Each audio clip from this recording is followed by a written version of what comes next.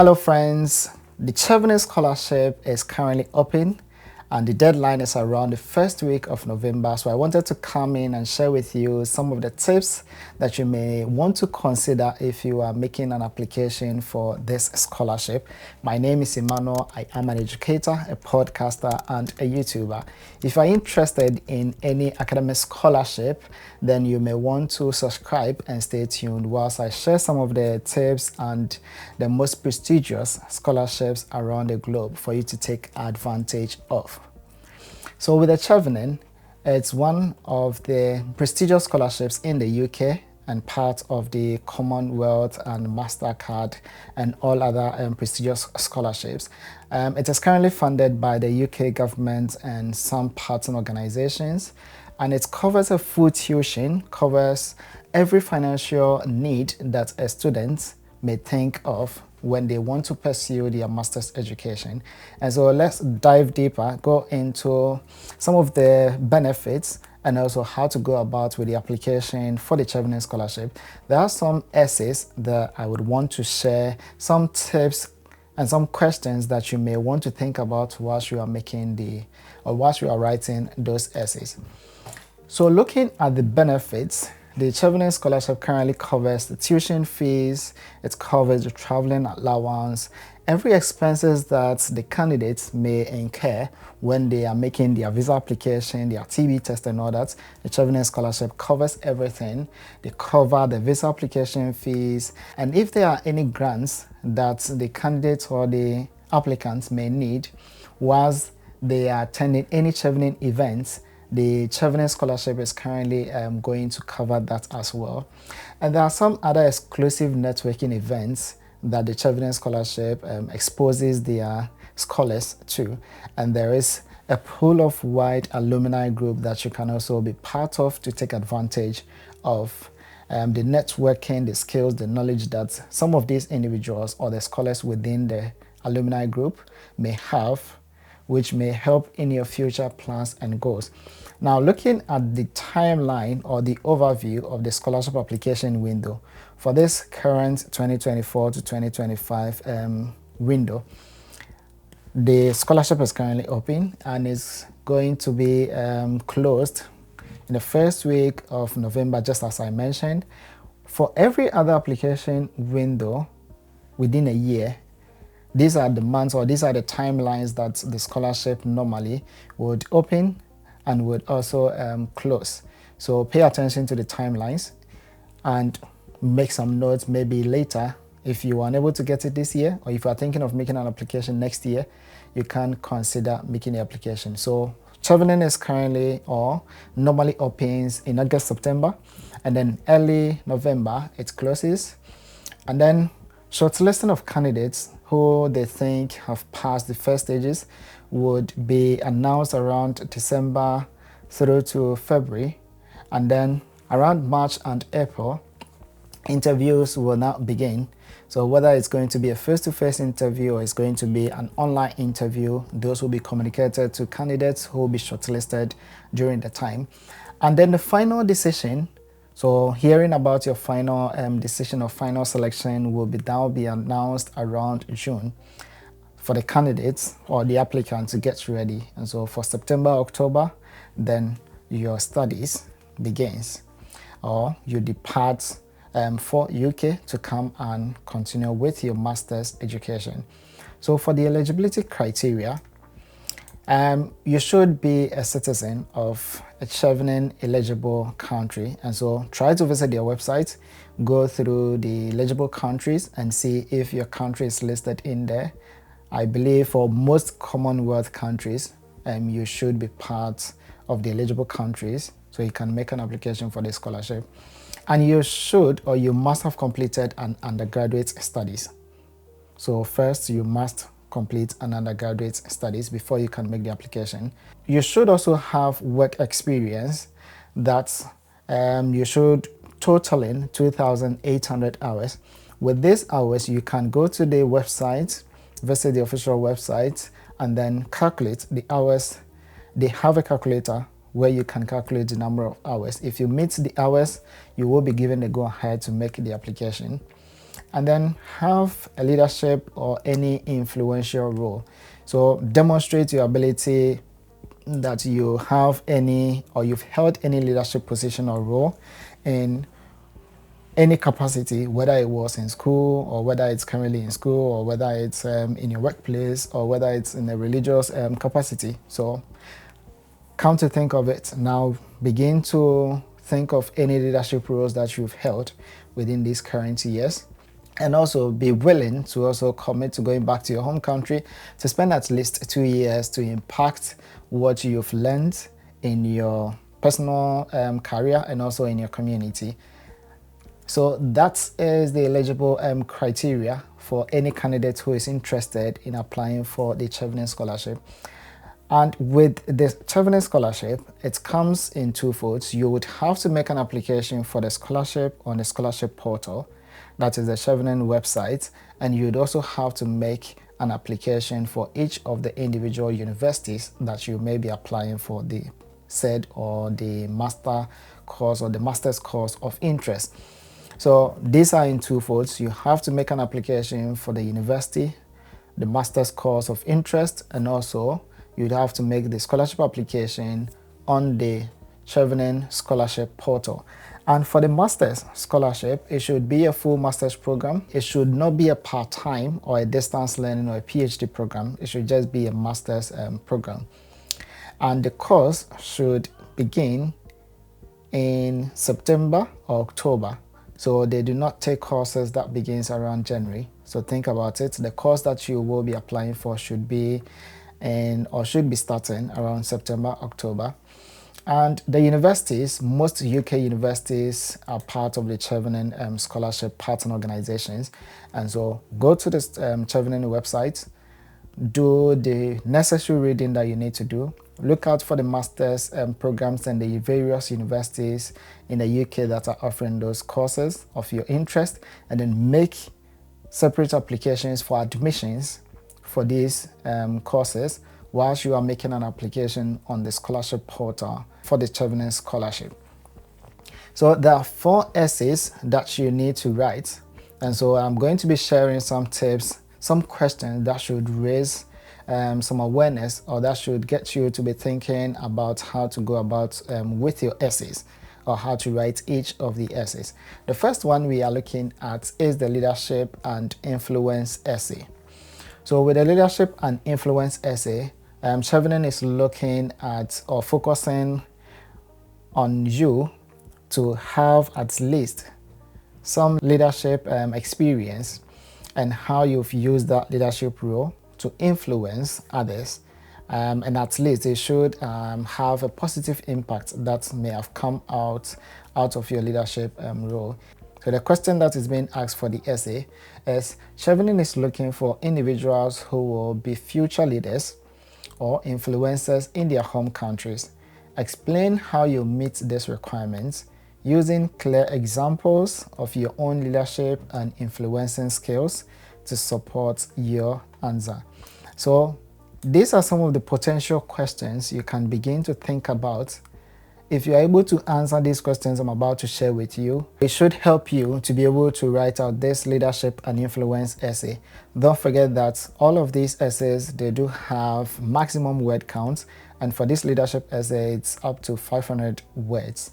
So the first question that you can think about in answering this essay is, how do you define leadership and what is your personal leadership style? So that can be your introductory statement for the essay.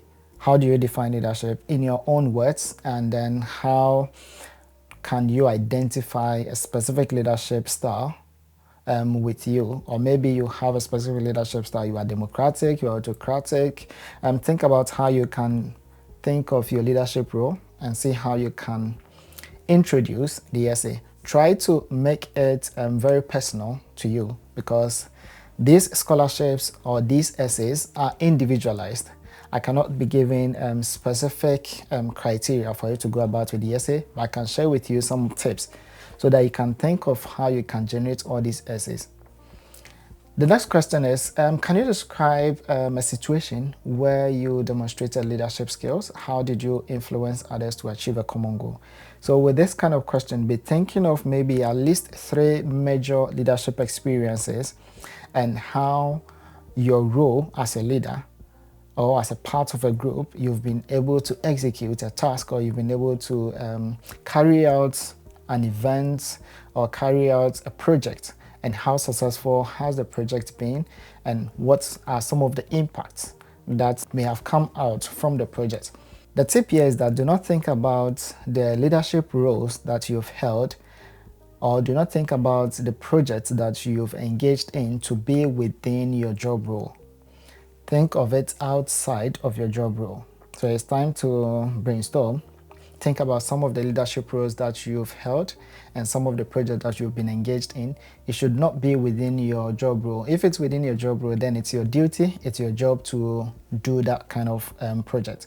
But if it's beyond your job role, for instance, a nurse who has been posted into maybe a rural community, and their job role is to maybe take care of the patients or take care of people around the community. However, when you went there, you realized there is lack of knowledge about maybe teenage pregnancies and safe sexual practices. Therefore, you organized the community teenagers, and you started maybe an education project to inform them about safe sexual practices, for them to also be aware that these are the practices that they can engage in to help them and avoid maybe teenage pregnancies or early pregnancies. This is not your normal job role for you to go and take care of people at the facility. However, you've gone beyond, and now you've created, or you've come together to educate the community, and especially teenage girls. So these are some of the things that you can think about. Now think widely of some of the roles, leadership roles that you've played, and how a positive impact may have come out of it. And whilst you are thinking about this, there is a method, or there is an approach that we normally go about when we are writing these kind of essays, and we call it the STAR method. So the STAR, STAR. So the STAR, the S is the situation. What was the situation when you went to the community, or what was the situation in your capacity? What exactly happened? And the task, what task was it to be carried out? So maybe there was supposed to be an education to the teenagers, and what was your the STA, what was the action that you took? So the action you took was maybe how to bring in the community together and engage in the community leaders, for them organizing some sessions, for you to have maybe some seminars or educational conferences with them to inform them and educate them. And what was the result? Maybe when you went to the community, the number of teenagers that were getting pregnant were around, let's say, 8 out of 10. But out of your educational program that you started, now it's around, let's say, 2 out of 10. So you can be using these examples, or you can be thinking around examples that can be within your field. Think of how you've engaged in a project outside of your normal job role, how you've executed those roles, and what are the results. Whilst you are thinking of writing these examples or this essay, think of how you will be able to mention the names of the communities, the population group that you helped, let's say the action that you took, and everything around the STAR method. Don't forget that. So once you are writing it in the STAR method, don't forget to mention the specific task, specific role, specific results that you can mention, the age group that benefited from the project. Try to be as detailed as you can, because they want real life examples, not just imagination. The next question you can think of is, what challenges did you face, or what challenges have you faced in a leadership role, and how did you overcome them? So now think about it. When you were carrying out these roles, or in your capacity as a leader in your professional field, or in your experience as maybe part of a youth organization, or maybe in a religious setting, you've demonstrated leadership roles in each of these. So try to ensure that the examples you are giving is a bit varied. Do not give just leadership roles in your profession or in your professional capacity. Think about examples you can give outside or within each of these that I've mentioned. Your professional capacity, maybe you're part of a youth organization or maybe your religious organization that you're part of. So that is the tip there. Try to look for examples that cut across, and use the STAR method in writing the situation, the task that was supposed to be carried out, the action that you took, and then the results that came out. And also don't forget to mention the names and specifics of what exactly happened.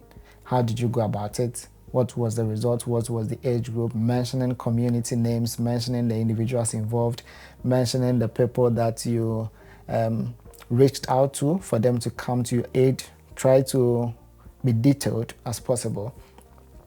And then the challenges you faced. Maybe you faced one or two challenges. Mention those challenges and how you were able to overcome those challenges, and some few things you've learned or you learned during the challenges and how and when you were trying to overcome those challenges. And the next question is, did you engage any organization? What has the impact in the community been? Try to discuss the impact in the community, your field, or your specific profession. Try to discuss all around these. And then, how have you inspired or motivated others to take action in situations where you've led a project? So maybe because of the action you took, now it has inspired the younger ones to also engage in, let's say, any youth organization projects, or maybe any youth gatherings, or they've started a youth corner discussion. So something like that. When you did yours, has it influenced someone else, or has it influenced a particular group for them to also begin any project like that? With the beginning of your essay, try to entice the reader, bring yourself in, and then discuss it. Let it be very personalized. Discuss some of the things you've done.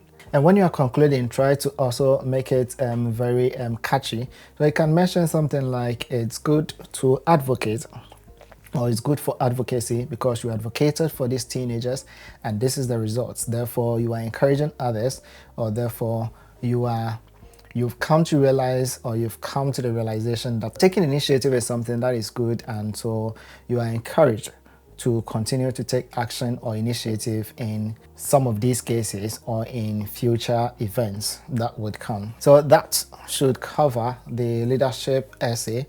So in terms of the networking essay, it's also maximum 500 words. And the question that the Chevening Scholarship is asking is, Chevening is looking for individuals with strong professional relationship building skills who will engage with the Chevening community and influence and lead others in their chosen profession. Please explain who you build and maintain relationships in a professional capacity, using clear examples of how you currently do this, and outline how you hope to use these skills in the future. So some of the potential questions you can begin to think about in terms of this question is, what strategies do you use to develop meaningful connections with individuals in your field? So in your current field, is there any networking events that you normally attend? It can be, let's say, conferences, it can be academic paper presentations, it can be maybe profession-specific events. Do you engage in some of these events? Do you meet people? Are you able to socialize and initiate contact with the individuals you meet during these events? Or do you initiate contact on social media? Do you have some sort of social media presence, therefore you are able to engage with others? Or do you also engage with others on their posts, and especially within your specific professional field? So these are some of the things you can begin to think about in terms of networking or writing your networking essay. And how do you get in touch? Is it exchanging contacts? Is it exchanging emails? Is it how do you initiate these contacts? And once you are thinking about the initiation of these contacts, the next question you can begin to think about is, How have you built and maintained professional networks to further your career or achieve a goal? So meeting individuals during your professional conferences or maybe on social media and all that, how have you been able to maintain that professional network or relationship?